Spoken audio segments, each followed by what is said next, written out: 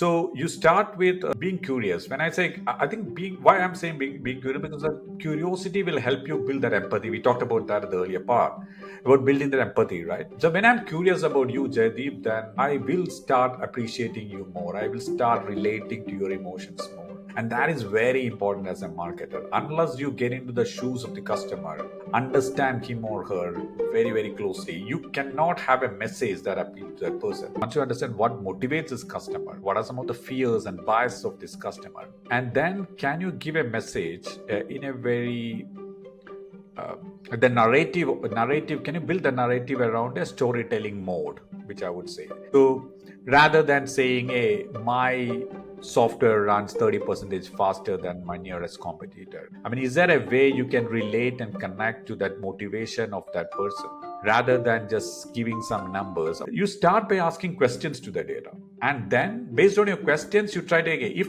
my question is this, then what piece of data I need to have to answer that question. And then you start analyzing, rather than going, hey, just because I've got this data and this is my favorite example, let me make a pie chart out of it. Of course, there is a role for data, but don't overplay the data. Just work along with the data. I mean, again, one thing which comes to my mind, currently I'm reading this book called Decisions Over Decimal. So it talks about how intuitions and data can play, its intuitions, emotions, data can play alongside, so that you can make better decisions. So it is a science now. There are a lot of examples for us to see this in action in every place. And once we understand as a B2B marketer, I think we will understand the importance of brand marketing, importance of building an affiliation to the brand, as you rightly said. I mean, is there an identity which I can give to the person who is using my product?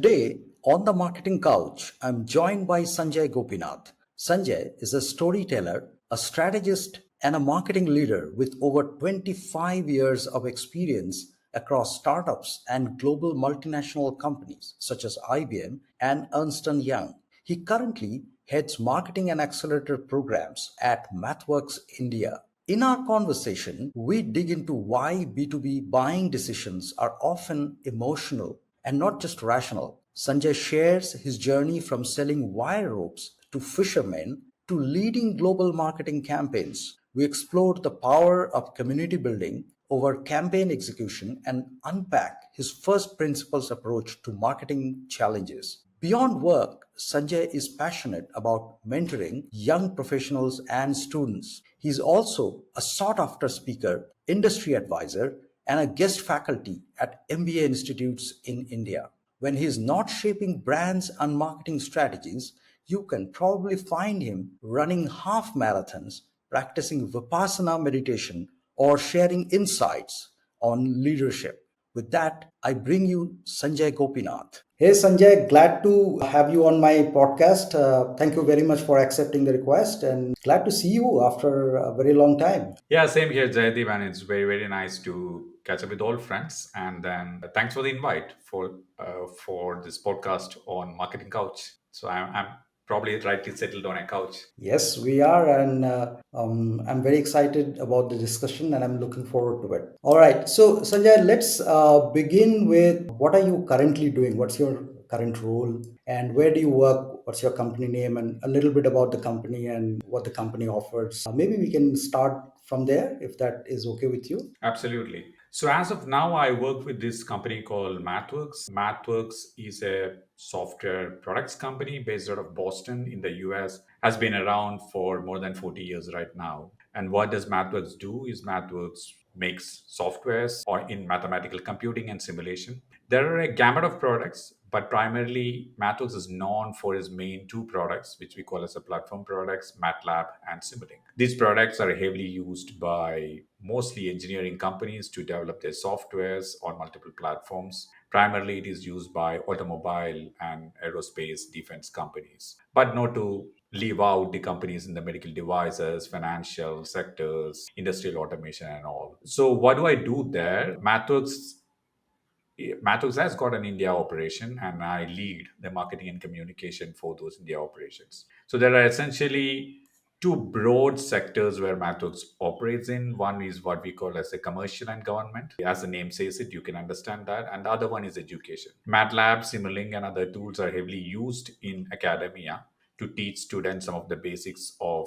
engineering and how to apply engineering with the help of software packages. It is used in most of the top engineering colleges in India, as well as many other colleges in many other parts. So, education is a very focused area for MathWorks in terms of growing skills in students. And we work a lot with academicians to help this. So, my range of operations will include generating demand as well as building the brand awareness for these products across this sector, which is education, as well as the commercial and government.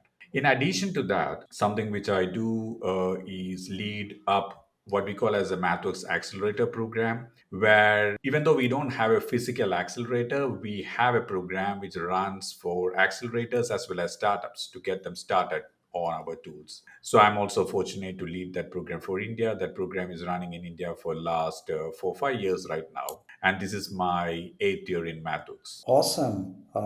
So 8 years is a pretty long time to understand not just about the company and its products, but also building relationship with your clients, the market, the industry, and probably have significant impact on the work that you do. So I think that sounds really interesting. I just wanted to double click on the accelerator program that you mentioned. What kind of startups go through that accelerator program? Can you share a little bit with our audience? Yeah, absolutely. So, accelerator, incubator, I will use that synonymously, so you don't need to separate it threadbare. We have got around 200 plus accelerators who are partners. We call them as partners of this program, and it's a very simple sign up process for them to sign up at no cost. So you can see a lot of accelerators, which are corporate accelerators, which are private accelerators, which is government accelerators, like the Atal Innovation Mission, STPI, and all who are part of this program. Now, once these accelerators become part of the program, then every startup in that accelerator can get access to almost all our tools, 100 plus tools, free for the first year. So that is essentially the program. In addition to this software, we also provide a lot of technical support, technical mentoring, help even in actually amplifying some of their marketing messages and all those. Now, what kind of startups use this software? It is primarily engineering startups, and I can give some examples. Companies in the electric two-wheeler industry are a great fit for our program because many of our tools are used by a lot of automobile companies, so the tools are industry standard, tools have been proven. So a lot of these startups in that space, and which is again a booming area for India for the last 2 3 years, they use that tool. Medical devices, and you know that in the last couple of years you see a lot of startups coming up in the space and related areas. So Mhm. that's another area. Then there is a lot of interest which you are seeing in the industrial automation, robotics kind of spaces, UAV, which is unmanned aerial vehicles, drones, and all those. Now, essentially, for me, the thumb rule or the heuristic is that again, if you have a hardware, which could be your car, which could be your electric two wheeler, which could be a drone, which could be a space shuttle which is going up, and you need to make that machine do something smart, which is with the help of electronics and software. That's where MathWorks tools are used. So these companies, and essentially these companies who are making some hardware, be it a robot or be it an electric two-wheeler, be it a shuttle which is going up to space or a launch vehicle, and many of these are happening now as we speak in India. They use our tools. And many of these players or the people who are founding these companies or the engineers, they have been exposed to the tools either in their academic life. I talked about that earlier, about this being regularly used in academia or in their corporate lives, because a lot of corporates use that. So they know that these are industry standard tools which can do these things pretty faster for them, cut their cost, cut their time to market, and de-risking some many of their development. And what the program gives is give them access to this a very cost-effective way. The first year is free if you're an accelerator, and then we have got a startup program which runs after the accelerator program. So if you are not part of the accelerator, then you can get a heavily discounted model for this. So we are actually jump starting these startups in their journey of faster product development. Understood. All right. So let's switch back early on in your career, right? And it's a good segue talking about engineering and engineering companies. So you have done engineering in undergraduation, right? That's right. So what was the trigger and what did you really want it to be at that time? Yeah, it's an interesting question. And to be very frank, Yeah, I mean, this will go long back, and I mean, I'm sure that Jay, you can relate to it, but some of the listeners may be unable to relate to it because this is long back. So long back when I did my 12th, there were, let me be very honest, there were like practically two options in front of me. Either you do engineering or you do medicine. I mean, I hated biology, even though my marks were pretty decent. I didn't like biology, so I did engineering. So there was no major thought process behind it. I was an above average student, so my parents thought that you could do that. I mean, again, not to blame them, these were the options available. So I did engineering. But somewhere downstream, yes, of course, I cracked the exam, I got into it, and all those. And which college did you go for Sure. engineering? Yeah, this is a government engineering college, and that time there were very few private engineering college, at least in Kerala, where I was born Sure, and brought up. Uh, sure. if I recall right, there were like five engineering colleges at that point in Kerala, and I did that in Government Engineering College Thrissur, which is the central part of Kerala, and it's affiliated to a university called University of Calicut. So that's where I did that. But as I started my engineering journey, I understood that probably this is not where I would like to spend my time on. Again, I don't know whether that was the right decision or not. And I always want to get into management after that because, again, not too many options. Probably that was you either do a post graduation in engineering or you do a post graduation in management. So I went that management way, and immediately after I passed out of that, I was writing all those exams we could, and then finally I ended up with Indian Institute of Foreign Trade, which is in Delhi, for my management degree. And which So course did you engineering, do? sorry, Jadip. Which course did you do at IIFT? IFT, I did the program at that point of time. It was called Masters in International Business. So Yeah. that's what I did. It's a 2 year regular course. Again, the theory part of it doesn't have much difference from the normal MBA, but there was a focus on international business because IFT is currently also affiliated to the Commerce Ministry. So they were really under the Union Government Commerce Ministry. So there was a lot of focus on building skills around this international business, export, import, and all those. Probably that was a premier institute at that point of time focusing on that. Just like IIM's focused on management, IT is focused on technology, the IFT focused on the foreign trade part of it. Yeah, I remember the MIB course. It was pretty well known and elite program on those days, and pretty sought after program, if I Yeah. remember correctly. Yeah, so long story short, I mean, my engineering happened by probably because of lack of other options. But I would think that that helped me in terms of building a very analytical bent of mind. And of course, you carry a lot of friendships beyond. Yeah, that is true. So from there on, you did the MIB from IIFT. And what happened after that? I understand that. See, one of the interesting thing, when and it's because I know you, that early on you did varied roles in the management side, right? And I'm very curious about how did it start and how did you decide some of those roles? Okay, sure. Yeah, so maybe it's a bit of a flashback for me, but I'm happy to go through it. Maybe a bit Go for nostalgic for it. me too. Yeah. Yeah, sure. So at IFT, I again that time there was not much of internet at its infancy. I still remember there was one computer connected to the internet. We need to dial up to that 56 kbps. I mean, Oh looks yes. very ancient. Kbps, we had to mark our names in that logbook that hey, Sanjay will come at 5 a.m. in the morning for 15 minutes and then Jaydev will come at 5:15 and all those. Yeah, that was not much of choice. But somehow me and a few of our friends got fascinated into this world of technology, used to read a lot at that point, hard books at the library and all. So we want to get into the technology area, information technology. What is in fancy in India at that point of time? Some of the folks were around in terms of IT services companies, not much product companies or hardly any product companies. Dot com was booming. So we prepared for that, read lot, our business review and all those stuff, which people still read and got ready. But then the market tanked. When I say tanked bad in terms of technology at around 2000. So I passed out around that change into that next millennium, which is our millennium right now. And none of these companies came to campus. So bummer. So even though probably we studied for that, none of these companies came. However, having said that, as you rightly pointed out, IFT had a brand name. And so companies were coming to campus, but it was not necessarily on the technology or the area where I wanted to get into or some of my friends wanted to get into. But that's fine. We got a job out of the campus, and I was placed with this company called Usha Martin Industries, Yeah. still one of the largest steel wire rope manufacturer in Southeast Asia. At that point of time, their headquarters was in Kolkata. So we were absorbed into the management program of Usha Martin. And I spent some time in their Ranchi steel plant, their Kolkata head office, and then finally I was placed in Chennai, which is down south, of course, nearer to where I come from originally. So I was in the field, sales, business development, that kind of role. Of course, I have to sell wire ropes and then take care of selling to actually finally invoicing, collecting the invoice, and all those roles. So that gave me a beautiful exposure into on ground reality. And some of my basics of marketing, sales, business development, of customer focus came from there. And it is curious that, or it was curious that when we come out of an MBA institute, and I think many people still think, and when I go and speak in many institutes, say, hey, I want to do strategy. Like I am made for strategy. I want to get out and then do strategy, right?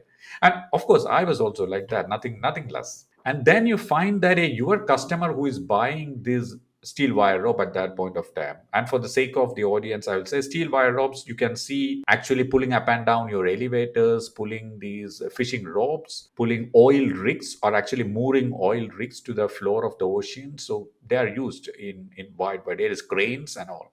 So they are very highly sophisticated because you need to be very safe when you are making a wire rope because it cannot fail. And one of the use cases of the steel wire ropes around the west coast and east coast of India was in the fishing boats. Now, who is going to buy this? Fisherman is going to buy this. So now my customer was fisherman. And then you just don't expect after your MBA from or MIB from one of the topmost institute that hey, like I'm going to sell it to fisherman. Like so that was like a humbling moment for me to understand that hey, this is how things work, and it helped. And I had great set of mentors there, and I still remember a general manager who really kind of helped me get the understanding about how this works and all. I talked to fishermen, I talked to cooperative societies which run fishermen, so that I got some good understanding about how decisions are made by the fishermen.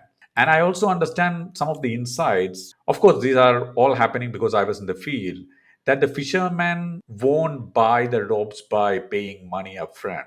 So they will pay after they go and get that catch of fish, come and sell it. So if they buy on credit, go get the catch, come and then buy in EMIs.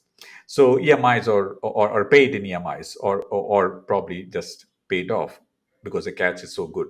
So this was very interesting, and there were some really curious things happening on the course where the company wanted to figure out what's happening. There was a case of spurious products, products which are faking because Usha Martin was the leaders and all those. So very good exposure. Even though I didn't stay there for quite long, of course, I mean, as you recall, that I want to get into IT. So, but as things just suddenly turned in favor of IT, just I moved ship to IT. But the fundamentals remain same, and I hope Jaydeep will talk about that later.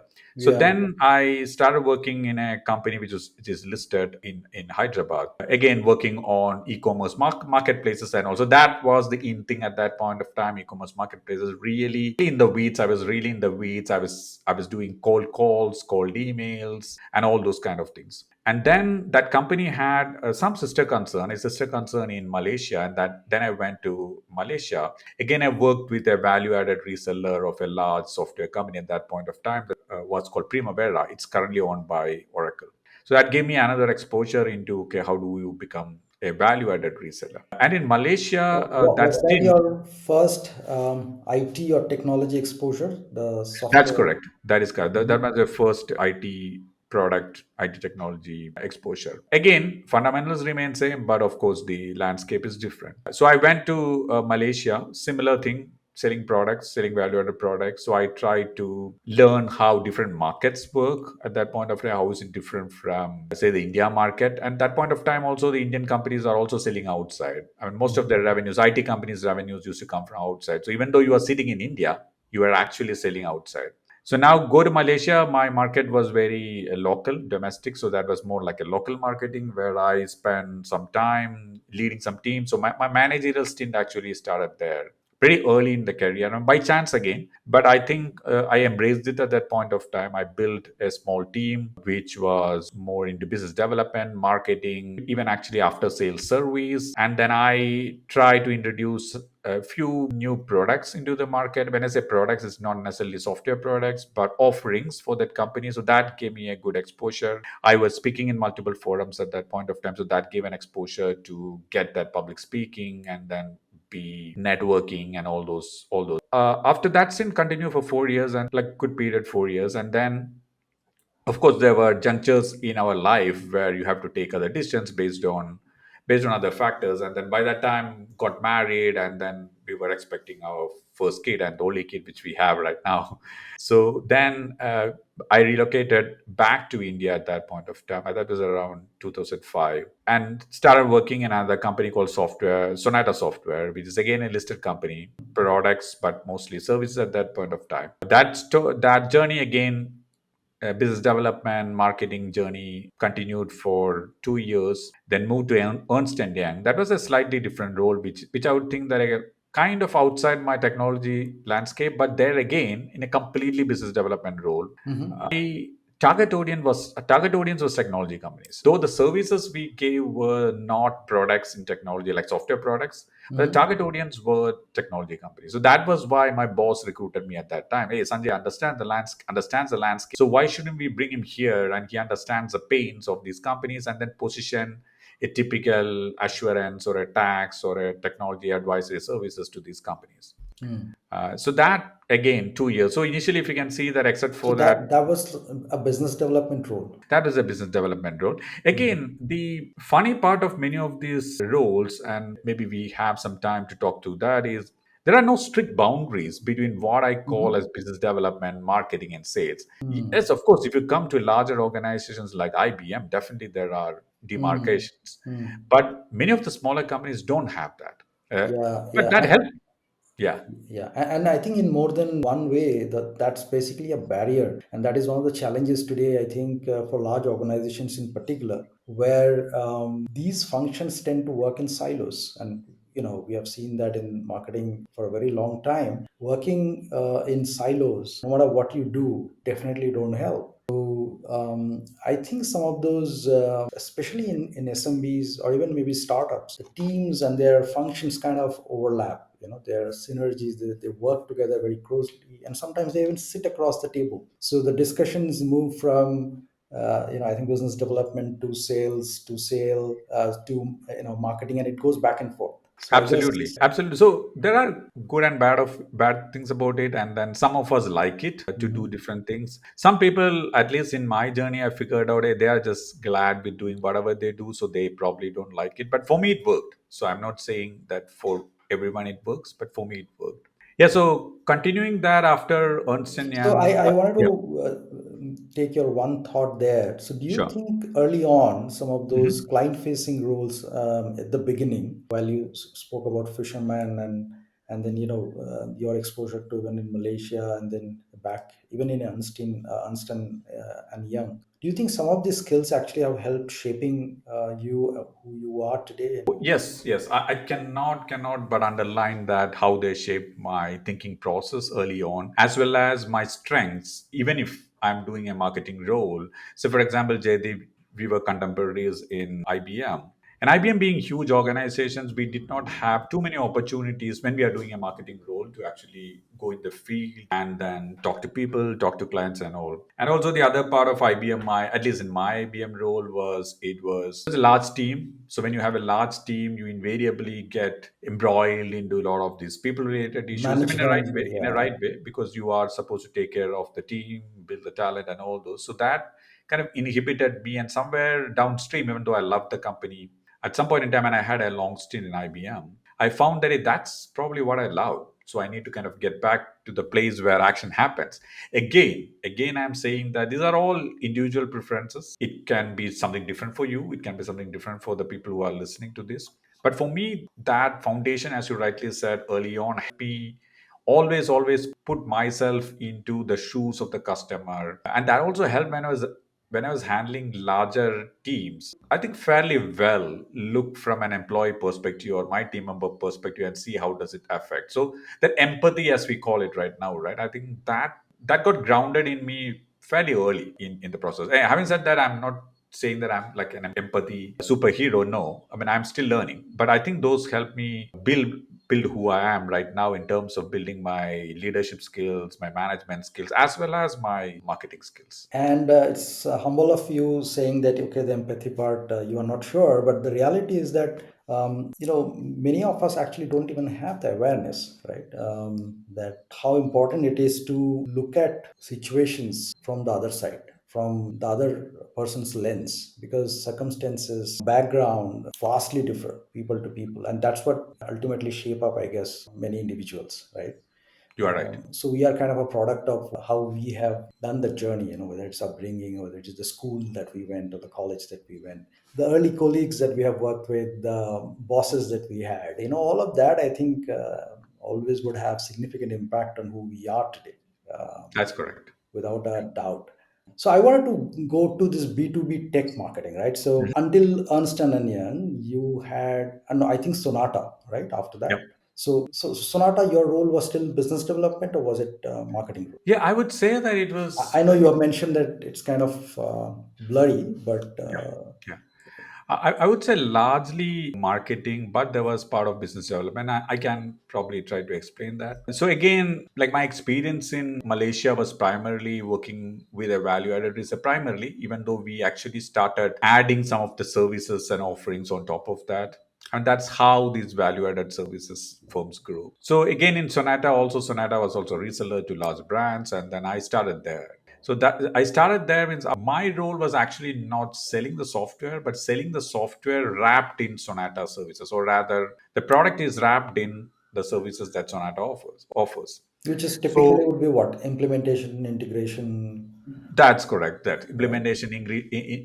implementations on particular industries. So, for example, Industry, if there's right? a product called A, and then how is that product implemented in a construction company? So that is the expertise that the company, in this case Sonata, will bring in, and we'll kind of productize it at that point of time. So those were the areas where I got in. So it's a bit of product management exposure, a lot of product management exposure. How do you productize that? How do you build the communications around it? So when you say productize, just for our audience, I just want to make Mhm. sure that it is Mhm. clear, right? So when you say productize, it means that there is a clear expectation of what use case you solve using this technique, right? I That's mean, right. just Yeah. to thinking in first principle. So if it is a manufacturing and then you are implementing that, within that you have a very specific set of outcome that you would commit, or you would sort of assure when the customer actually buy your services. So Absolutely. that's the way, Absolutely. sort of encompassing the value in more of Correct. tangible way, that you Correct. can do ABC. Correct. Correct. Correct. Correct. Yeah. So rather than saying that I take this product of this large company and then implement it for you, I say that hey, I got years of expertise in manufacturing. I got years of expertise on the construction. And since I've got years of expertise, I have actually created this framework or a product which you can take and implement, and your time to market or time to implementation, your risk of implementation is fairly reduced. Your time to market is accelerated because we bring in the domain expertise of having worked in this industry, so we know exactly or more or less what you're looking at. Otherwise it'll take, usually some of these products will take, when it is more complex ERP systems, it will take enterprises was planning for, okay, currently this ERP is not very commonly used, so enterprises planning large enterprise systems, you can think like that, it'll take some time to implement, and many of the enterprise implementations at that point of times were failing and various reasons. So Sonata actually kind of wrapped it around with their domain expertise and took it to market. So that was one of my main roles in doing that. And then the business development part of it was mostly entering into different markets where we were not present at that point of time. So scan the market, do some market research, understand, hey, we got expertise in manufacturing. Does this region look like a region where we can enter into? So find that, and then maybe do a bit of cold emailing, call calling, put up some structure, find some partners to work with. So the entire entering a market and go to market and for that. Meanwhile, I also work very closely with the principals from the companies, the softwares which we were carrying, right? So work with them, build a joint go to market plan. Of course, there are things like nitty gritties like claim the core marketing funds, Right. then design your strategies around that and all those. Right. So those were at a very high level the things which I did. I Got it. hope that Yeah. answered. So looks like this was more of a go-to market kind of marketing, where you had a mix of multiple steps. And it's interesting that sometimes it's easy to overlook some of those important aspects or small little pieces that actually eventually sort of creates the bridge, right, between essentially a company like Sonata or more of like services company putting that rapport, working with maybe an ISV, right? Yeah. So so that's so you're going back to the B2B tech marketing piece, right? So your, in true sense, your major B2B tech marketing role started from IBM, where like focused on like, so you started in IBM, what, in the software side or in the market side? Because for example, in IBM, my role was more of mid market when I joined there, and I was a mid market segment manager. My focus was to bring those heavy lifting, big offerings tailored to the smaller or SMBs by working with the product team, tearing down the features, making them simple enough for the smaller companies to absorb, both not just in terms of features and functionalities, but also in terms of price, That's right. something that they can offer, right? So where did you start the journey in IBM, and how did it Yeah. pan out? And if along with that, if you can also talk through before we, like, what are the different roles that you have played in B2B tech marketing, just at Okay. a high level? Sure. Sure. So in IBM, actually, Jaydeep, if you recall, around I think it should be around 2009, IBM started building up this center in India, which is a marketing center, and which grew into uh, probably the largest marketing Absolutely. association you would have seen across any industry anywhere in the world. So I was recruited as one of the first managers into that particular setup.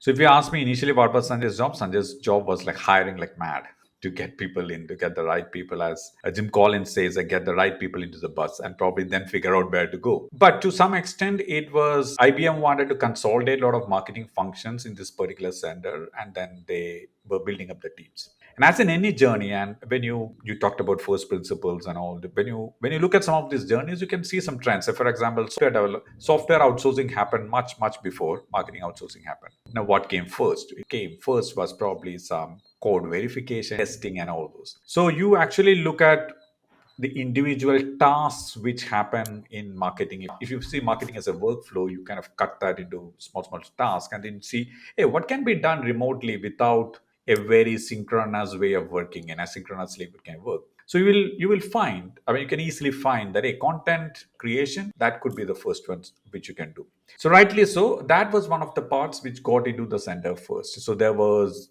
client references being made, case studies being made, content writing for white papers, and all those getting made. So that was my first role of building up a team, making sure that they are skilled enough to execute on this and setting up some SOPs, because that was the first time IBM was doing something at a large scale as this. So it was also setting up the processes, not just the people, but also the process. So I started from there. So my first team, if I recall, was actually a team handling client references, communications, internal newsletters, writing some white papers, technical papers, and all those. So that was my first team. And And then who was the audience for this? yeah, good question. So the audience was internal teams itself. So again, as a part of outsourcing, first when you outsource a part of your job, and primarily this is in this case from US, because multinational company with US headquarters, these teams actually work with somebody in US to kind of keep the work done, give that work, and they kind of verify, review that before it hits the web pages in their sense. In this case, it's the web pages. It's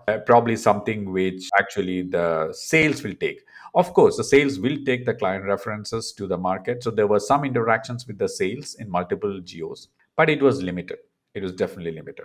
Now, after that, once we had that client references, communications, and all, then slowly more functions started getting added onto the center. So that is when I started handling campaigns. So campaigns is a relatively complex function to be done in an offshore model.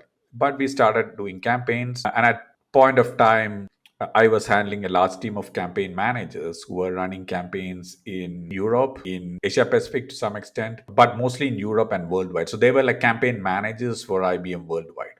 So they will design and implement campaigns at a worldwide level. And then individually in each of these regions, people will pick up, say, for example, individually in each of the regions. What do I mean by that? Say, for example, I'm a campaign manager for a particular product, say business intelligence products at that point of time. Say now it's AI product. Then I will pick up this campaign which my global counterpart, the global campaign manager, has made, and he or she will actually customize it or adapt it into the Indian scenario. So we were making a lot of campaigns worldwide with the right assets, with the right following the right framework, and making it available for a lot of other offices. So that was my last role in IBM. So in between, I had like smaller team members having doing analytics, data, and all those. So that's where I my journey with the data driven part of marketing actually really started there. And actually it is that time when marketing started focusing a lot on data, that point of time. So of course, as an extension, you had digital marketing because digital tactics are part of your campaigns. You have social media. Again, social media started building some momentum out there. So that was my IBM journey. So it's a kind of a global role. I also had the role there in terms of enabling lot of team members. So it is not that we create all these kind of beautiful process and then I do it. But if my 50, 60 other campaign managers don't do it, that's no good. So I have to create programs, learning modules to help them do that. Not just create learning modules and put it on the web and expect that everybody kind of go through it, but actually make sure that people imbibe that in spirit, letter and spirit, and run that. So there were some competitions and there were some interesting gamifications which we did around that. And then in MathWorks, my role has been So primarily in Sanjay, local marketing. before you move to MathWorks, and we'll move to MathWorks next, I wanted Sure. to get a couple of lines on what kind of challenges you faced in IBM, because those were not very conventional roles, and I think some of these large multinational companies, they just started consolidating their marketing functions. IBM being one of the first ones to create this massive marketing services organization from India, Hmm. and you were hired to hire people to make sure that there are some certain discipline level know-how modules training that are sort of something that you are responsible to sort of drive within the team. You are responsible for probably managing the stakeholders who probably are sitting in the US or other parts of the world. Then you are also a leader in the marketing services space, and I understand that you would have played multiple such going out of your scope role, building this marketing services center along with the other leaders. So what were those challenges initially you faced in this role, because this is such a complex leadership role? Easy to think that, okay, I mean, being a manager probably um, hired and reviewed people and probably did assessment, but there are so many other layers in between, right? I agree. Including managing some of the stakeholders who are sitting out of India. Yeah. Absolutely. I mean, it was quite a bit of challenge. And if I try to see it from freelancers, people, process, technology, of course, no marks for guessing which was the most complex. It was people. People were the most complex. So it was managing stakeholders in US because in any, I mean, quote unquote outsourcing process, there are some gray areas, there are some tiers, there is some, I mean, hopefully there's no blood, but there are definitely some tiers out there. And it is very sensitive when you manage people. So you are moving some work which was done by somebody to some place, right? So we are excited because we are here getting the work, but there is somebody who thinks that, hey, my job is going away. And this principle remains same for every organization, for every industry, be it then, now, and all, it remains same. And now when we talk about, say, AI, probably there is something similar, and hopefully There we is will touch similar that as well. emotions attached to Yeah, it. yeah, Yeah. correct. So that was the biggest part. So convince the when I work with stakeholders, convince the stakeholders that this is for a greater good of the company at that point of time, and then work through the system, help my team members who were like fairly new, fairly inexperienced. I mean, inexperience is not equal to their incapability, but inexperience in handling these kind of complex scenarios.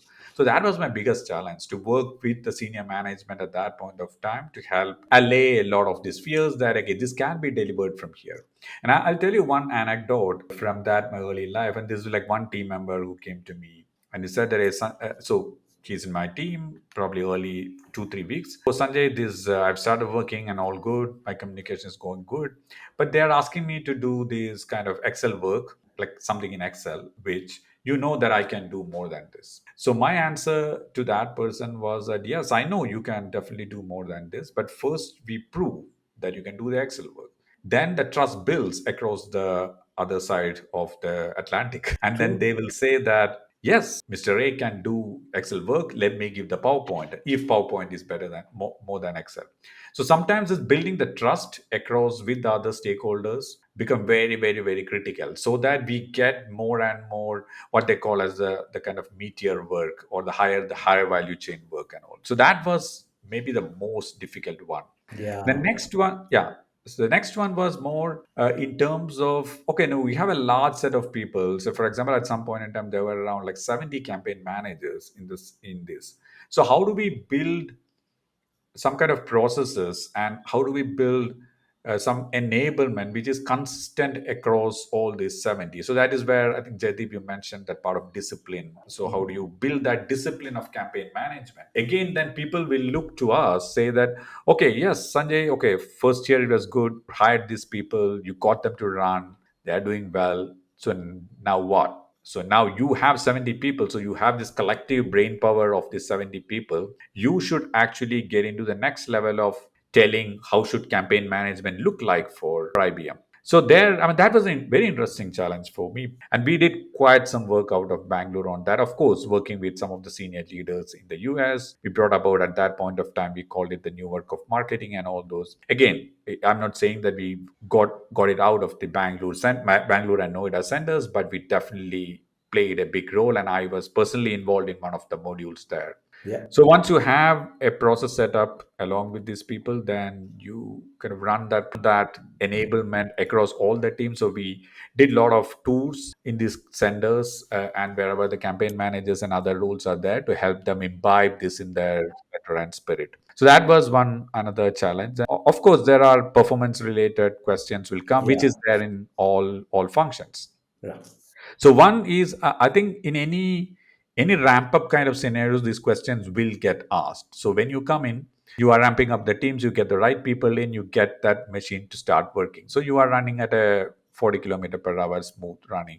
Yes, there are bumps here and all those, but the machine doesn't stop. Machine is running. So then the asks become more. So now, like, what can you do? Can you run absolutely without any breakages, or can you now pick the pace up at 60 kilometer per hour? So that was what happened. Like in many other centers, that is what happened in the marketing center also. Understood. Yeah.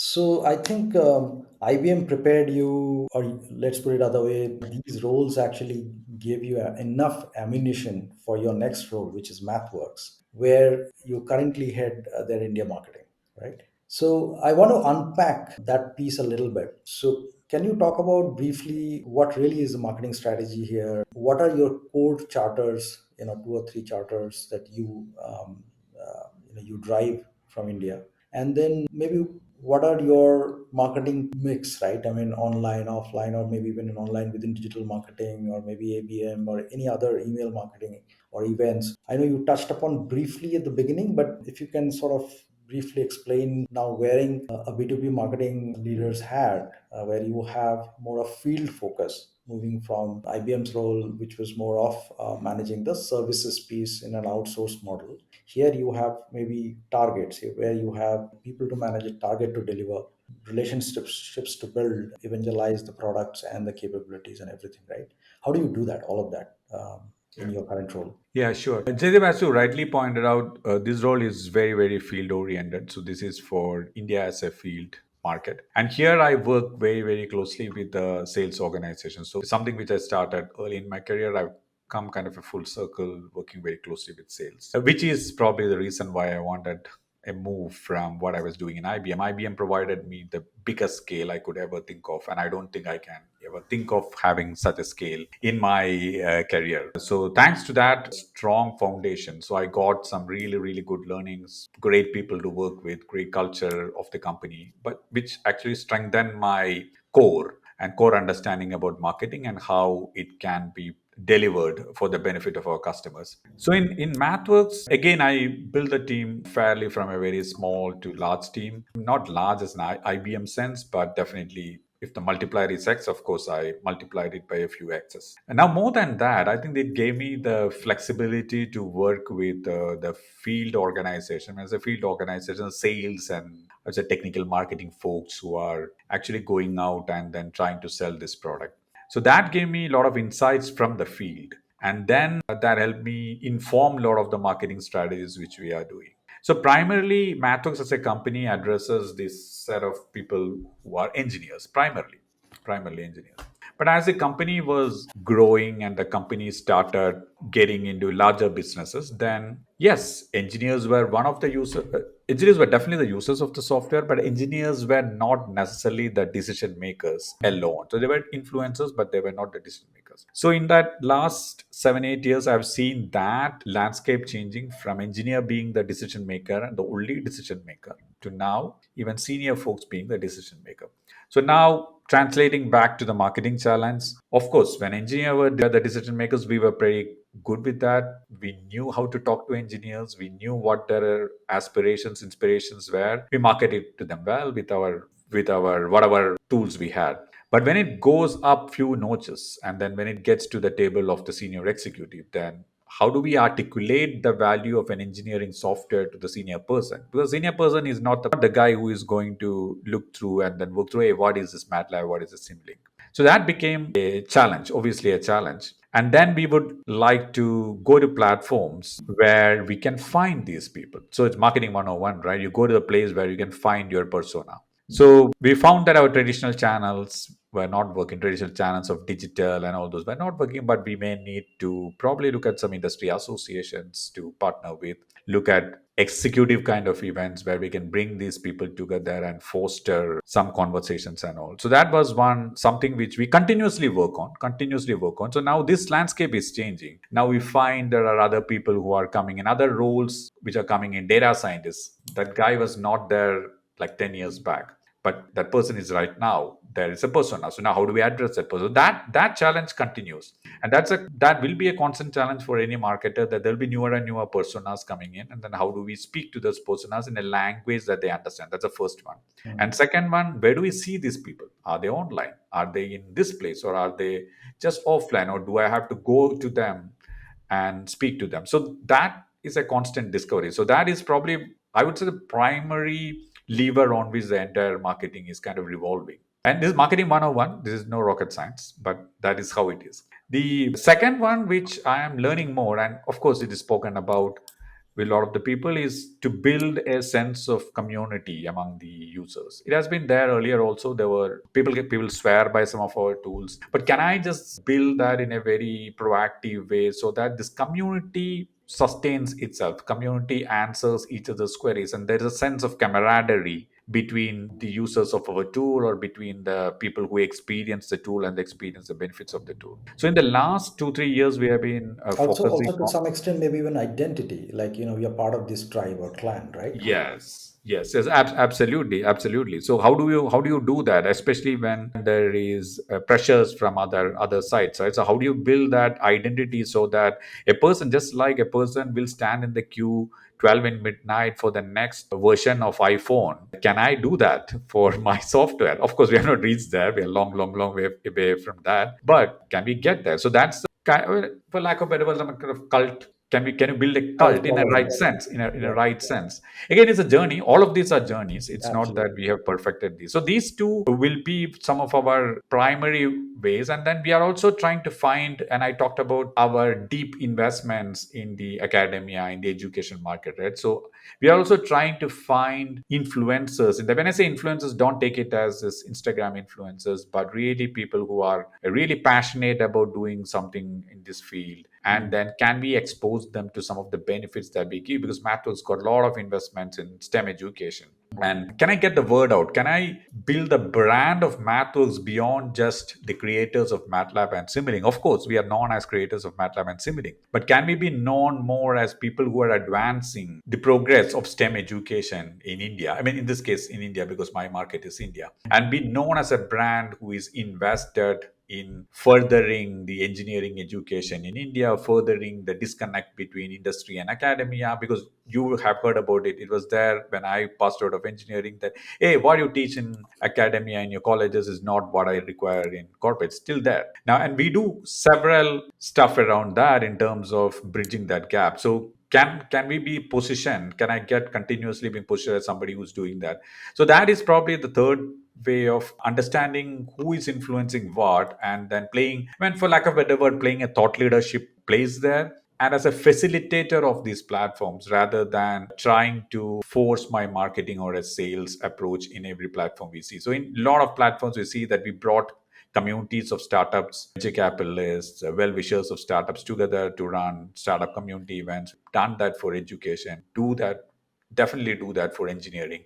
So rather than pushing the product around, of course, we have got our demand gen and all those things running on other side, but can MathWorks as a brand be more recognized, experienced by people? And we talked a lot, Jaydeep, earlier when we spoke about Mhm. brand and all those. So probably some of the areas where I'm currently interested in is around that. Of course, there's a demand generation engine. Nothing Yeah, goes diluted out there. That is yeah, still working. yeah. I mean, interestingly, in fact, I think yesterday I was reading something in that um, the gentleman mentioned that there is so much of hulla and focus on demand generation. The reality is that at any given point of time in the market, of your target audience or your target segment, not more than 5% people are immediately buying something. So therefore, there's this whole notion of nurturing. Hmm. There is this whole notion of being there with them and helping them discover, helping them learn, helping them walk that path with you and be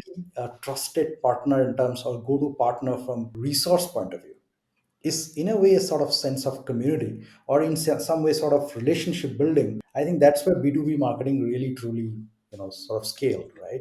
Because it's only those 5% people at this point of time are buying, and for that 5% people there may be dozens and dozens of companies fighting to get that share, right? So that is where the demand generation or pipeline building related activities, which is maybe in quarter or maybe quarter plus one sort of timeline that we're looking at. But it is only that mind share of your customer who probably are not buying today but just shopping or discovering or learning about it. If you stay with them, if you're able to stay connected and be relevant to them for over a period of time, that's when the brand develops in their mind, and that's when your sales job becomes a little easier, or even your follow-up marketing activities of direct mails or events and so on sort of start to giving you those fruits of the path or the lay of the land that you have actually the work that you have done for laying that work. So I think going back to the point you said is very important, right? I mean, building brand is that, right? I mean, essentially becoming some sort of way emotionally connected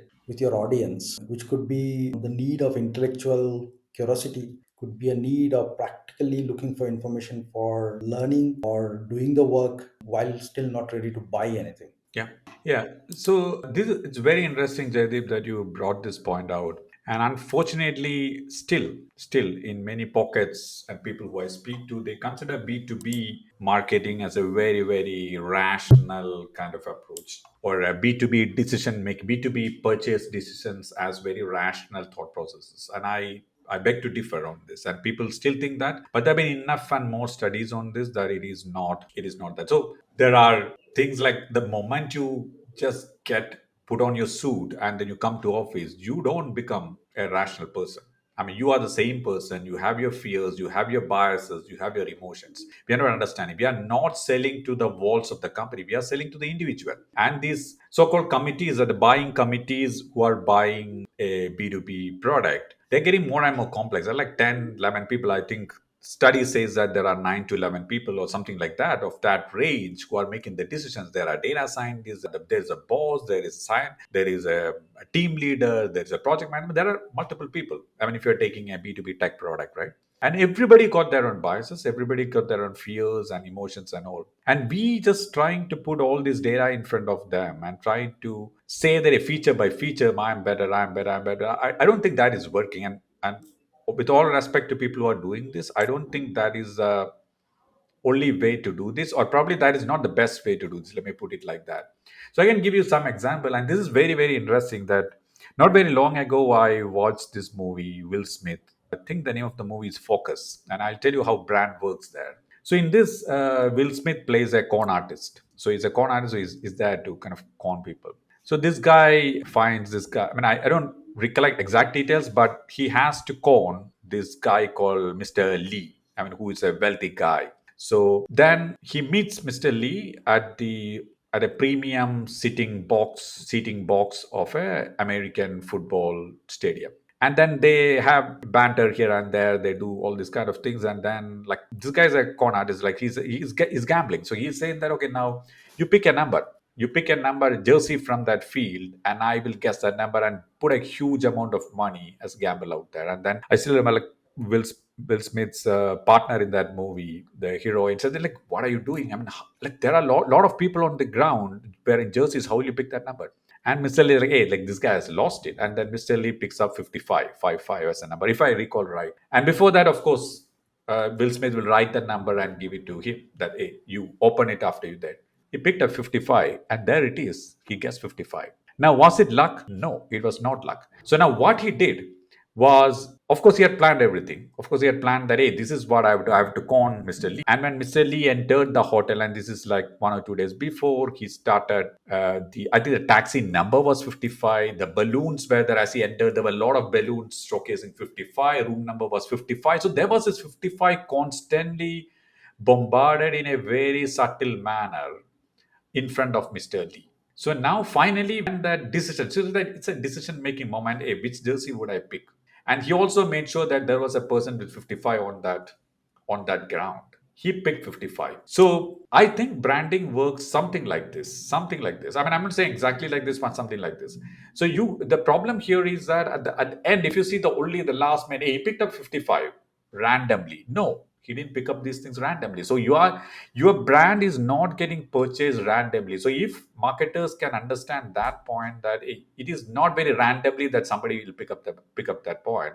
There is a lot of decision making behind it, and the decision making is not rational. So in this case, Mr. Lee didn't pick up 55 very rationally, right? It was a very emotional decision because he was getting this. So now, as a marketer, can you very subtly give this? That is my first question. Again, it's not very easy. It's subtly, because you cannot be sending emails after emails. You cannot send detail alerts and then get the like spam that guy. But you have to do it in a very nice manner so that he remembers your product, as you rightly said earlier, remembers your product at the right time so that the purchase is made.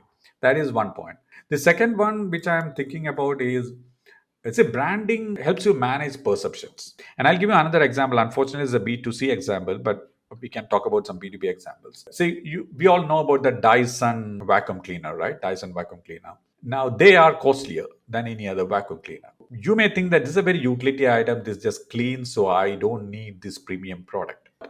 Mr. Dyson, who is the inventor of this, he was able to get like a substantial premium on that product. The other factor, I mean, if you go and read marketing case studies, you can see that Dyson vacuum cleaner makes noise. So now, if you think from a very, very rational perspective, as an engineer, if I am designing the vacuum cleaner, I said, hey, I have to make it noiseless. I don't have to make it with noise. So, but putting noise gives that emotion in that person, I mean, in the user, that hey, there is something happening. And Dyson, if you see, Dyson has got a transparent cover so that you know something is happening inside. That's giving that perception that, hey, this guy is working hard for you. This guy is sucking up every dirt in that corner. So some of these things could be applied and translated to the In a B2. sort of neuromarketing, right?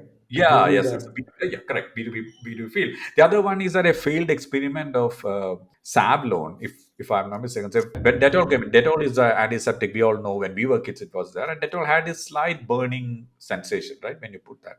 So now, naturally, if you're an engineer thinking rationally that, hey, I don't want that burn, because I don't want that burning smell coming to my breweries when I'm applying that medicine. If I can remove that scientifically, why shouldn't I remove that? But when somebody brought out that product, Savlon brought out that product without that burning, they bombed. Because people thought that the burning is actually helping me relieve my problem, my injury. So you see how perceptions get built. So branding, particularly inside marketing, is about managing these perceptions. So this cannot, the challenge with that is that, as you rightly said, it is a slow burner, like in Netflix, and you say a slow burner. So like it kind of slowly gets into you. You cannot say that in the first episode, yes, I'm like, this is not working, man. Just stop it. No. Mm, In the first mm, episode, you have to keep working on it, keep working mm, on it. mm. So, do you have the patience to do that? That is a question. So, I think there is, since we established earlier that B2B decisions are also made by people, same person who is going and buying an Amazon, in an Amazon one mobile is the same person who is coming and making 100,000 worth purchases on a B2B. I mean, same person, the same committee. So he has got the same emotion. So can you appeal? Can you appeal to that? And the one line example, this is my favorite example about Apple. And some of us will remember that iPod when it came, with the music player. There Yeah, I were remember. MP3 players before that. I mean, better MP3 players. They used to market like the bit rates are higher. And so iPod came up, if you recall, the advertisement was 10,000 songs in your pocket. Yeah. So now, how beautifully you change that reference itself Yes. from everybody going to that sound quality. Okay, you carry that 10,000 in your pocket. I mean, similarly, Apple has Instead done it of like telling like, many see, times. X GB of disk space, Exactly, right? exactly, exactly. I mean, that people cannot relate to. So even if you are saying this feature, that feature in B2B, how does it apply to me and how does it apply to my aspirations and motivations? Because finally, let us all believe that, or let us all be sure that individually, each of us, even we are working inside the construct of a B2B company, B2C company, or a tech company, we all have our own personal motivations, personal drives. So I will obviously question this fact that B2B is rational decision making. Yeah, of course there is a role for data, but don't overplay the data, just work along with the data. I mean, again, one thing which comes to my mind is currently I'm reading this book called Decimals, Decisions Over Decimals. So it talks about how intuitions and data can play, it's intuitions, emotions, data can play alongside, so that you can make better decisions. So it is a science now. There are a lot of examples for us to see this in action in every place. And once we understand as a B2B marketer, I think we will understand the importance of brand marketing, importance of building an affiliation to the brand, as you rightly said. I mean, is there an identity which I can give to the person who is using my product? And then many of these product purchases in B2B space are going beyond just a purchase, right? It is about use of the product, usage. How do I drive usage of the product? Because it is repeat purchase. So unless you have that again at that point of time, that person, when it comes to the annual renewal or a monthly renewal, he's again going to make that decision whether I need to buy or I need to switch. And sometimes the switching costs are fairly less now. So how do you build that affiliation so that you create that barrier for people to even switch? That I'm leaving my family when I'm going and buying something else. Yeah, true, true. So, Sanjay, let's switch gear, and I want to tap into your experience of not just experience, but you as an individual. I know mentor a lot of students, CEOs of startups, and a lot of young professionals, right? In 2025, someone wants to start a B2B marketing career. What do you think? What kind of skills are required? Because marketing, as we know, is a constantly evolving function, and there are so many parts to it, right? There's this whole strategy part of it, there is this ICP part of it, there is technology intervention and technology tools and infrastructure and so on, there is marketing tactics itself, and then there are, AI. If not, these were not enough, right? So if today in 2025 somebody wants to start, or maybe let's say when they are there at the beginning of their B2B marketing career, what do you think Mhm. are the core skills, not just in terms of tools, but also in terms of some of the soft skills, right? Which I know that you talk a lot about: the power of observation, the power of broad thinking, the power of Mm. reading and broad reading, Yep. right? How some of this, what would be your suggestion? Where do they start? Yeah. Yeah. Let me just start with, we call it soft skills, but they are not actually soft. They are not. They are a bit hard to pick up because you need to put your mind and soul into it. So I try to refer them as humane skills. So now I'll start there. And I think the fundamentals remain same. And Jaydeep, we spoke about that when we Yeah, had that chat before. yeah, The fundamentals remain same. I think you have to stay curious. I mean, be it marketing or other ways. I think marketing more, because it's a field, as you rightly pointed out, that this is a field which has seen massive changes over a period of time. Sales, of course, sales has changed, but I think more or less it has remained same, not at the pace at which marketing has changed. So you start with being curious. When I say, I think being, why I'm saying being curious, because that curiosity will help you build that empathy. We talked about that at the earlier part, about building that empathy, right? So when I'm curious about you, Jaydeep, then I will start appreciating you more. I will start relating to your emotions more. And that is very important as a marketer. Unless you get into the shoes of the customer, understand him or her very, very closely, you cannot have a message that appeals to that person. You will say, and I've heard it many times, you will say that, oh, I've sent this email, I've given this digital advertisement and all those multiple times, white paper, blah, blah, blah, but still the action is not happening. This is the same thing which we have in education also, right? When the teachers say that, hey, I've told you many times, but like, why are you not doing this in the way which we want you to do, like that? So here, I think the primary point here is that, can you put that customer at the center of your life and then be very empathetic to him or her? So I think I would start from there. Now, once you understand that, and once you understand the emotions of this customer, once you understand what motivates this customer, what are some of the fears and biases of this customer, and then can you give a message in a very the narrative, can you build the narrative around a storytelling mode, which I would say. So rather than saying, hey, my software runs 30% faster than my nearest competitor, I mean, is there a way you can relate and connect to that motivation of that person, rather than just giving some numbers? I mean, of course the numbers are good, it's data driven, right? But how do you communicate that in a way that the person can relate to, rather than just giving random numbers? Just like as you said earlier, is it my machine, my mp3 player got 5 GB space, everybody got 3 GB, or you say that, hey, you get 10,000 songs in your pocket? So that's the difference. So I would say this probably is the core of it. So empathy, curiosity, starts with curiosity and then getting into empathy, and then communicating that. A communication, again, I mean, I don't have to kind of reiterate the importance of communication. The better you communicate, the sharper your communication is, that your messages will get the right impact. So you write shorter and shorter and shorter, I mean, in a nice way. So I think it was some a great person who said that, if I had more time, I would have written a shorter letter. So can you just get there in terms of writing precisely what the person wants to hear and how you can appeal to him? So communication also come in. The other part, which sometimes I feel is lacking in some of those newer people, but again, you can build. Nobody is born with these skills. I mean, let me be very, very honest about this. I mean, not that we are born with this. We can train, just like you go to gym and train your muscles. You can train all those things, and there are enough and more material available. And I'm happy to kind of share my experience on that. Critical thinking. Again, ask the why behind why are something's happening. When you see something, I mean, that curiosity, right? Like, hey, why did that campaign work, or why did this not work? Equally important. Why do you think that the advertisement is appealing to me? And that you can start not with just your company also. When you're a student, when you look at, hey, this is cool, man, I mean, I just could relate to it. Jaydeep is speaking my language. Like, why? What is? Try to decode. And Jaydeep, you were talking about decoding, unpacking, and all that. Can I unpack why it worked with me? And then once you understand to first principles level what worked, then you will be able to do that, duplicate that in many other places. So I think these are probably some of the humane skills which you would like to have early. I cannot talk more about the technical skills. Why? Because when I say some skills, and then there's a good chance that the skill will go out of fashion in some time. Having said that, I think it's important for us to have a great idea about appreciation about data analytics and all those things. Why is that data showing like that?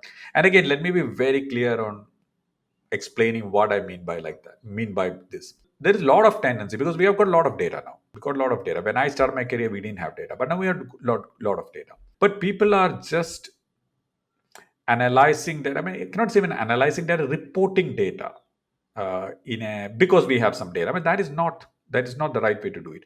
You start by asking questions to the data, and then based on your questions, you try to, okay, if my question is this, then what piece of data I need to have to answer that question? And then you start analyzing, rather than going, hey, just because I've got this data and this is my favorite example, let me make a pie chart out of it. And what is a pie chart going to inform you? What is the insight you're going to take from there? And is that insight going to take an action? So this is again one more thing which I would like people to work on.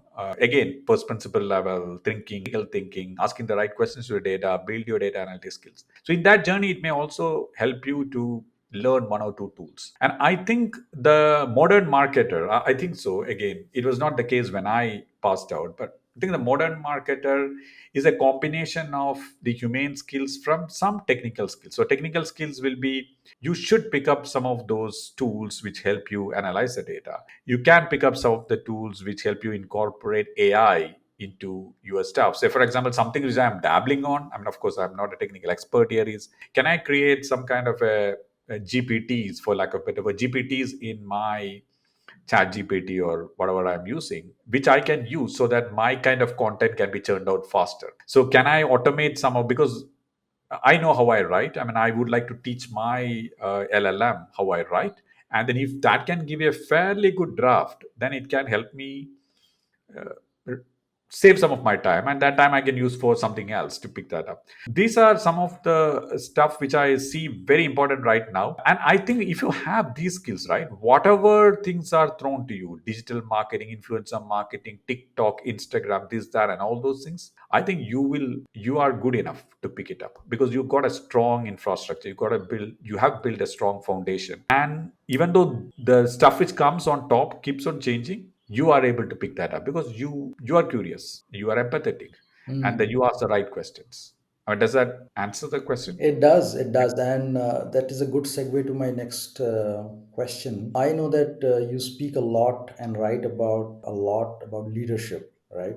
So I just want to briefly touch upon that part as well. I mean, Mhm.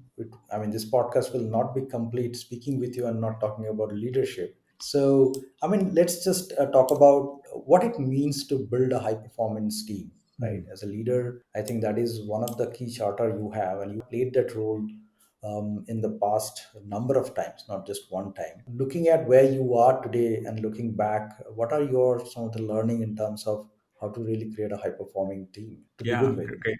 Yeah, that's probably, I And would say. along with that, I mean, before just hold on to your thought. Mhm. Um, the other part of marketing, specifically wearing that lens, is that sometimes we marketers tend to get confused in terms of how much time to really spend on the strategy versus execution. How do I balance that part, Mhm. right? So that I get what I really wanted. If I do, sometimes it just feels like I'm doing too much of execution, but almost headless strategy, right? I get it. I get it. Yeah. Okay. So I'll again, it's based on my experience, and I'm also still a student of a lot of this. So obviously, you should tune it to your own landscape. So leadership, I think I'll start with this by saying that, I mean, leadership doesn't mean that you need to have a team. You have to be a leader in yourself. And when I say leader in yourself, and you typically look at the great successful leaders, they own things up. So, can you own things up when it comes to the crunch? Is a big question. And there are many people, individual contributors, who actually shirk away from that final mile of owning things up. And then they have got like five things to blame on external circumstances to internal. I mean, external circumstances, I understand in many cases we cannot control, but there are a lot of things, if you are thinking through, then you could have planned to mitigate some of those. So, let me start by that. Now, as a leader, and I'm taking the leader manager role in a slightly, uh, I would say, abstract manner. I'm not trying to strictly separate the leader and manager. But I think, as Jim Collins says, that the first job is to get the right people on the bus. And here, I would challenge again a lot of the people, a lot of the managers I've mentored, and all those. Most of them actually they follow a very conservative approach, and I'll explain what do I mean by that. Now, say you are trying to hire for a job. So you have a JD. You know that this person has to run some campaigns, understands the marketing, have brought some contribution to the funnel and all those things. So there is some five things the person has to do in the new job, because that's what the job description is. Now you interview a person. Now, in majority of the cases, what we are trying to tick. Okay, Jaydeep has done this. Jaydeep has done this. Jaydeep has, hey, 10 out of 10.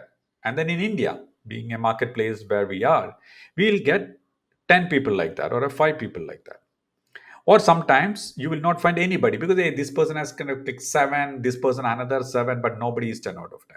So these are scenarios. Now, it is very easy for a manager and very de-risked for a manager to pick up a 10 out of 10. And why I'm saying that is because when I pick up a Jaydeep has done 10, 10, 10, 10, everything Jaydeep has done, I pick Jaydeep and just assume that Jaydeep fails 3 months, 4 months down the lane.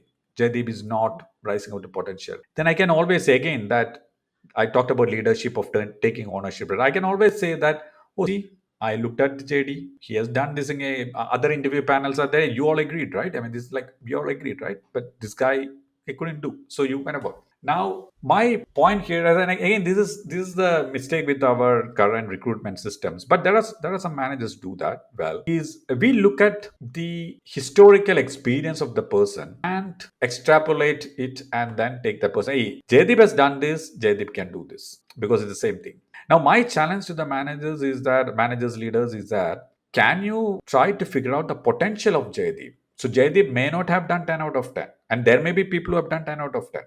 Jaydeep may not have done 10 out of 10. Jaydeep may have done 6 out of 10. But can you extrapolate the potential of Jaydeep and then get Jaydeep in so that, yes, Jaydeep will take a little bit of more time than that guy who had 10 out of 10 to ramp up. But when Jaydeep ramps up, his potential is going to be like notches above X times above this guy who has done it earlier. It works in two ways. One is that you get a person who is 7 out of 10. So this person is also encouraged to do the other three things which he has not done. Whereas you get 10 out of 10, the person has done it earlier, you're bringing the person here, and that there's a great chance the person will get bored after some time because I've done it earlier but in a different place. So, but why managers are not doing this is because of this, because of that very fear of being pointed at their age. You took that risk and you failed. Now, I have done this in my career, and some of my great performing team members ever I had in my team are these kinds of who probably didn't come from any marketing background or probably didn't come from, say, for example, if I'm hiring for demand programs, they didn't come from a demand program background. And then I picked them up, of course, with humane skills, and as a leader, I can judge that person well based on some of the things which I've gained over a period of time, and then I get that person in. Second thing is that when you get that person in, the leader and manager should invest in that person. Don't leave that person alone. So I invest a lot of time upfront in people. Upfront in people. So even if it's an intern, I don't mind it. And this I don't see in majority of the organization. People, interns are just like, yeah, वो आएगा like दो महीना काम करेगा और चला जाएगा. Like they want some project to be done, they just send them off. But that's not. Like, can you invest the time on that intern? Because there's a good chance if you invest that time in that intern, you can gauge that person's potential well, and then make a call whether, hey, she should join me after the internship. And then you both of you have got a rapport by that time, and if they both of you agree that you should work together, then it's a brilliant combination which you can do. So hiring primarily is job. So if you do hiring right, I think a lot of your problems are getting solved. Then, of course, the management of the performance and all those are probably, there are a lot of talks about that. But again, it is, I mean, my classic metaphor for this is that, I mean, this happened like years back when my son was very small. So imagine somewhere around like 11 months, 12 months, kids started walking. So you take your son to the park, and of course, he wants to explore. He's just making, I mean, he's just like moving around, but not with steady steps. So you are also, as a very good parent, you also are really scared that he really can fall. And then, but the kid wants to explore. So you cannot be holding the hand and then taking the kid everywhere. I mean, that is, you are actually scuttling that growth of the kid. So you allow him to go, but make sure that he or she is in your horizon, in your vicinity, in your eyesight, so that if they need help, they probably will turn back. In most of the cases, I mean, I can still recall my son when he will turn back if he wants to climb something where he needs a little bit of a help, or he falls down and then he like looks back, and then you go and help that person. So this is exactly what we should do as managers and coaches in our team. That you should first, you recruited well, right? I mean, you had faith in the person, that's why you're getting the person in, and then you kind of allow them to flourish, allow them to explore the boundaries of their role, and they go flourish.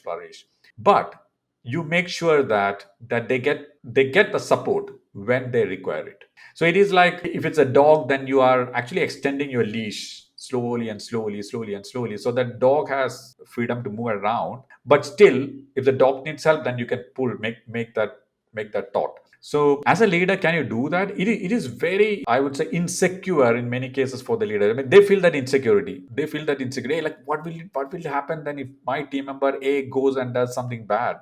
Now, you have to take that in your stride. I mean, you have to probably uh, do shock absorb that to a great extent. I mean, that is where I think you take that right risk. You take a risk in hiring, you take a risk here. I'm not saying that you be the riskiest person on the earth, but these are the places you need to take a risk. Unless you take the risk as a leader, manager, you're not going to nurture that person.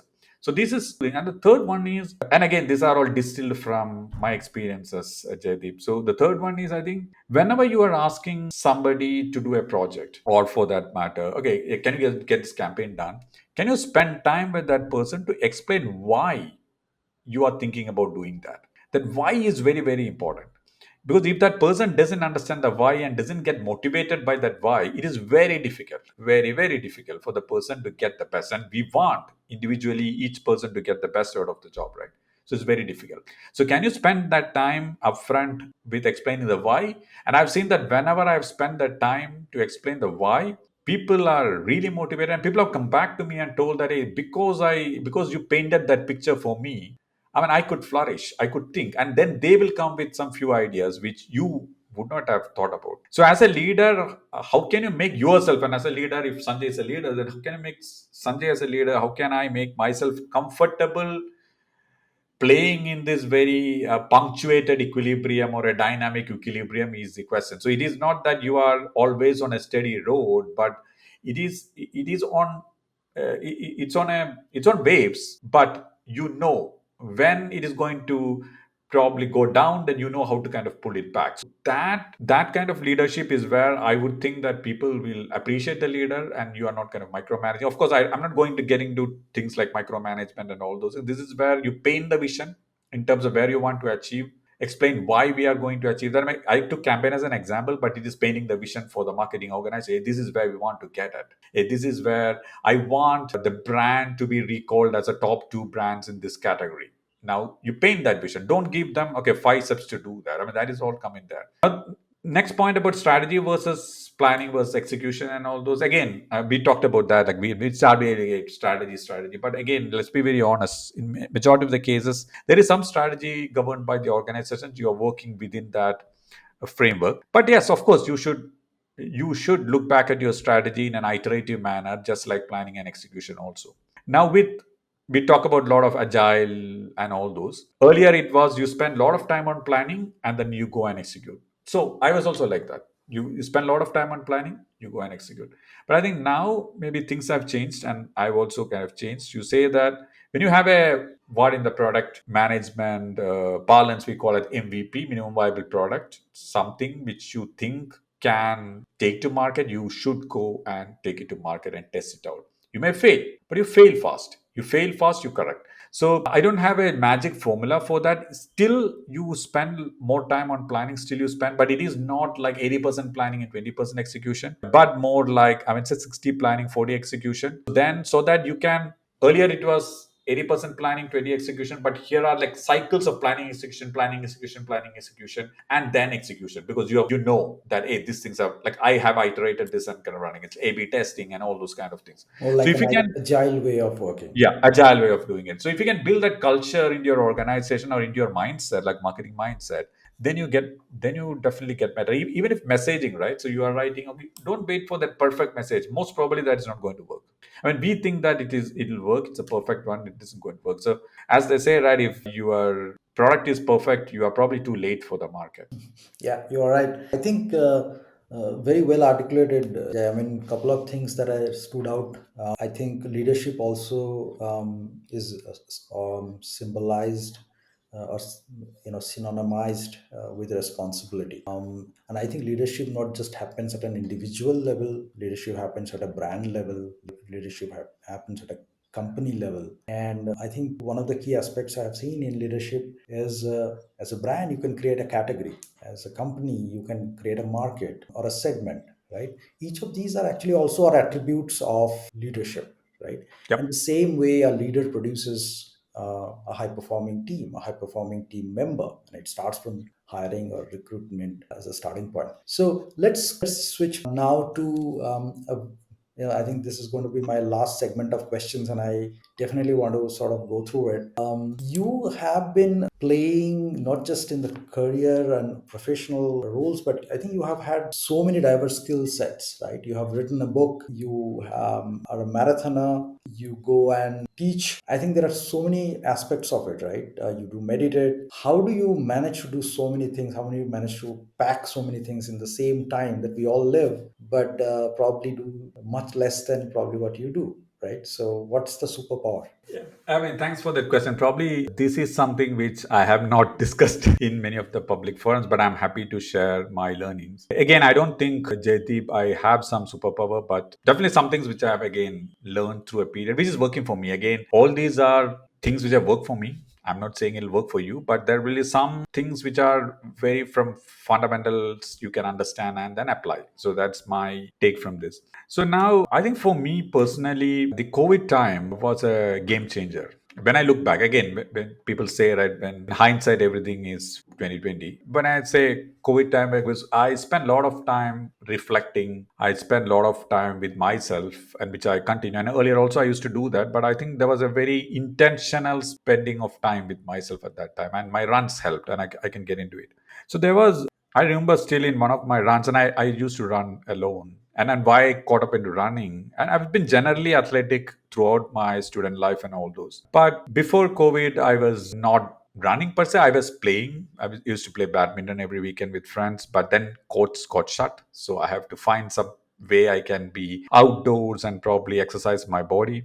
And that's when running happened. And then it went from 5 to 10 to 21. So I do half marathons now. So, and one of my runs, and I used to kind of stack my habit with that in terms of listening to podcasts. I mean, that is again one of my major sources of information is podcasts now, probably more than books now. So, in one of those, I still remember, I cannot recall who, he said that there are 2 days that matter in your life. The one, the day that you're born, and second, the day that you figure out why you are born. So obviously, the day that you are born, yeah, of course, we all know. But for me personally, that's very impactful in me to kind of figure out, hey, like, have I kind of figure out like why I was born, and I'm still in that journey. And I think I call myself a work in progress in that way. So that is why I said that I'm still learning. So that kind of struck me, and then I got deeper into it. It's like, why? What is my purpose? Of course, you have done some marketing, some sales, business development. By the time I was writing and all those, but it used to happen.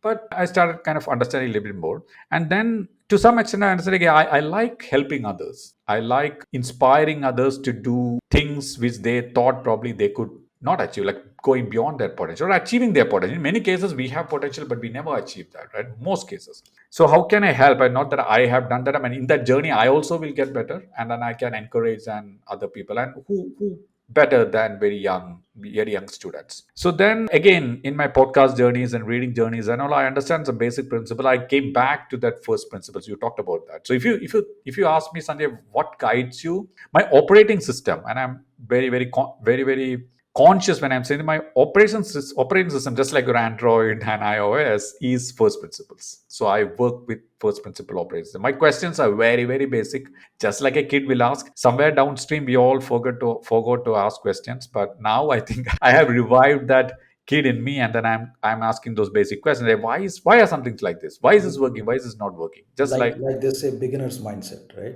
absolutely beginners minds are like you don't have anything to be carrying you are carrying on your back so that you're burdened by that. So then I think if you ask me about superpower, right? So then I understood that this thing called perfection is very overrated.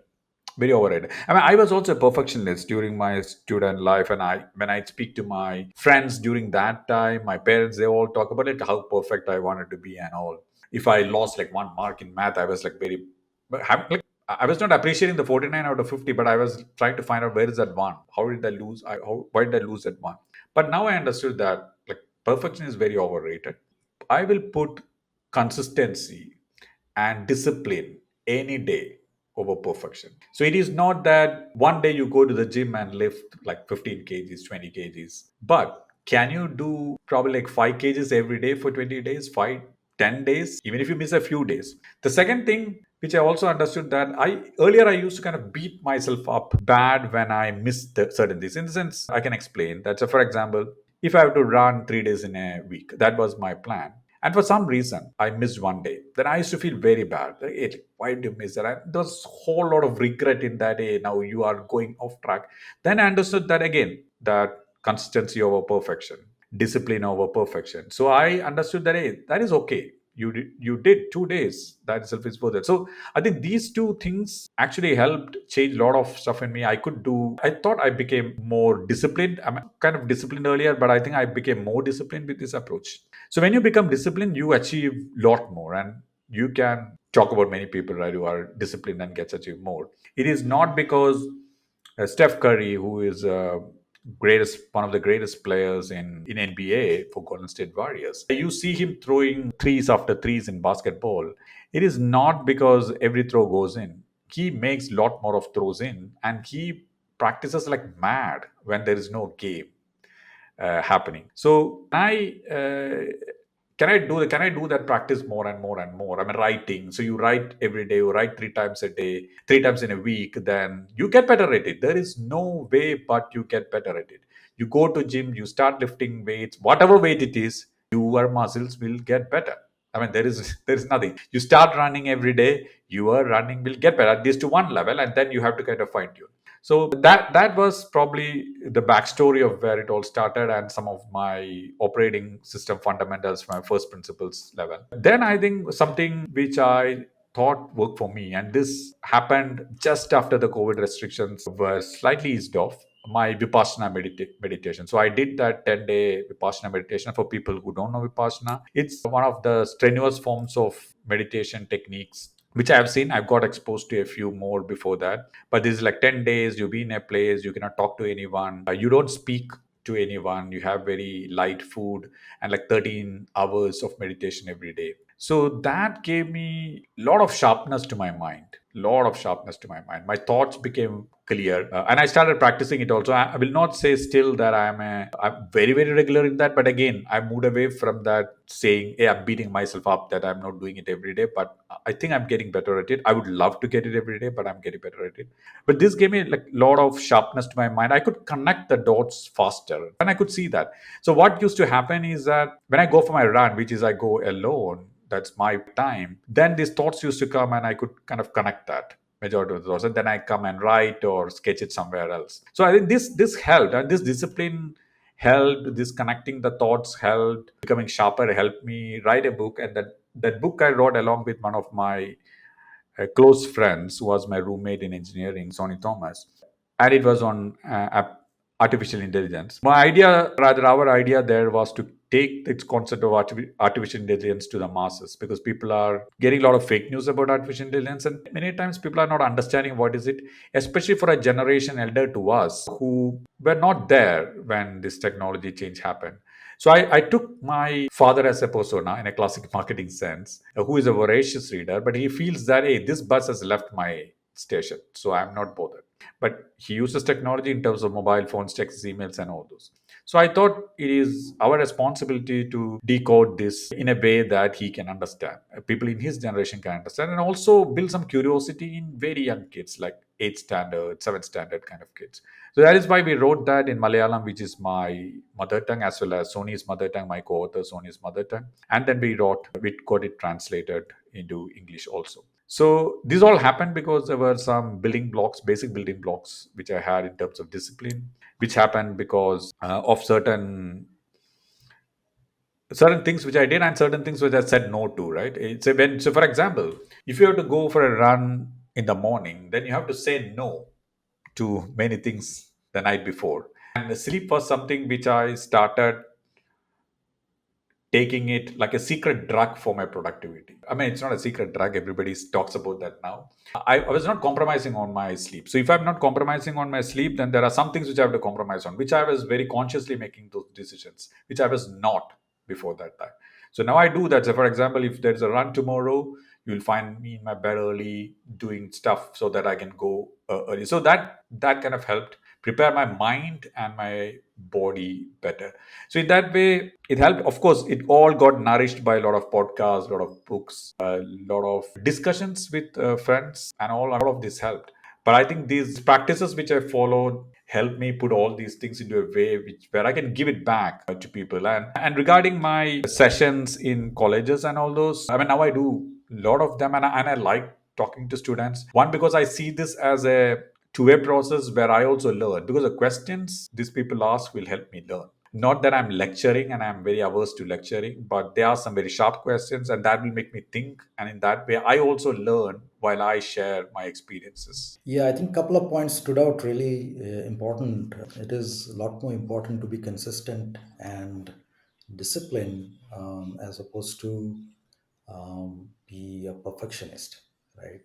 Because I think this notion of perfectionism kind of slows you down, pushes you to a zone of procrastination, and eventually you don't, the yield is very little, right? It can probably make you frustrated, it can make you doubt yourself, and so on. And that leads to the point that you mentioned, which is, I think, working in an agile way, testing it, whether it works, get feedback, whether it is students, whether it is startup community, whether it is your target audience, or whether it is those founders. It's basically, and the way I look at your life is that it has been sort of testing and moving ahead, testing and moving ahead, and learning on that process, right?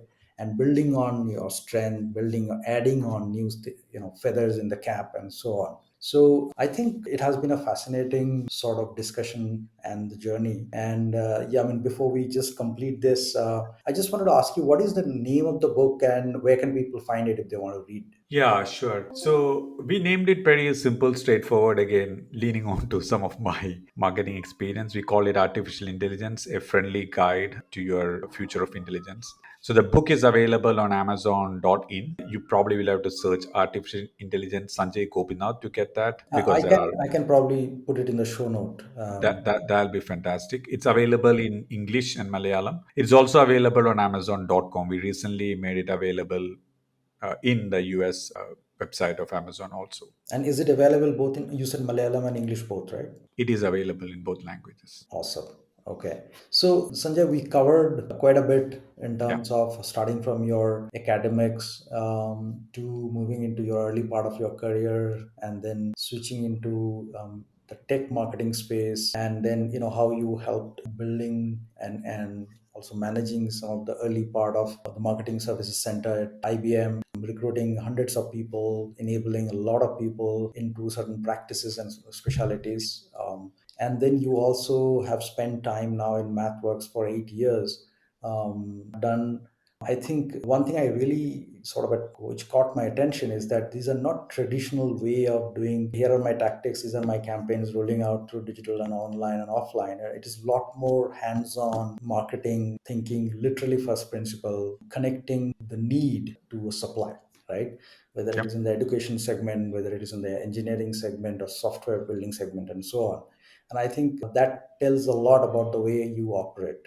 And then, of course, we touched upon your takes and your thoughts on leadership, and then how you are able to remain so productive. And thanks for sharing all of these, I think, information. It has been quite a learning experience personally for me, and I'm sure our viewers will also learn a lot from this discussion, hopefully. Where can people find you before we go? Yeah. First of all, thanks, Jaydeep, for this conversation. I guess this is the longest I had on a podcast platform. I really enjoyed it.